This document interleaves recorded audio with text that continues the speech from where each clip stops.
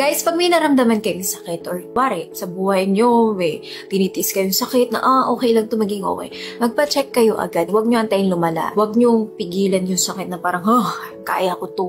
Tiisin ko to. Kasi guys, the earlier the better. Papakita ko sa inyo itong Salveo. Actually, ginamit ko siya kasi pinakilala sa akin to ng friend ng mama ko. Iniinom daw nila to and that's how it started. As soon as nung nakalabas ako ng ospital, ito na agad yung ininom ko. So yung vlog ko about the hospital, medyo late ko na siya in-upload kasi hindi talaga ako okay. Kaya medyo ngayon, I'm feeling much better and I'm recovering really well. And isa talaga sa nakatulong sa akin is the Salveo. And yun, gagamit ka lang ng isang kutsarita, tapos imimix mo lang siya sa water. So iniinom ko yung SBG once a day. At grabe, dun ko nakita na parang mas nag-improve yung health ko. This is actually organic and pinaalam ko din to sa doctor ko. Since day 1, pwede ko na siya inumin from the hospital.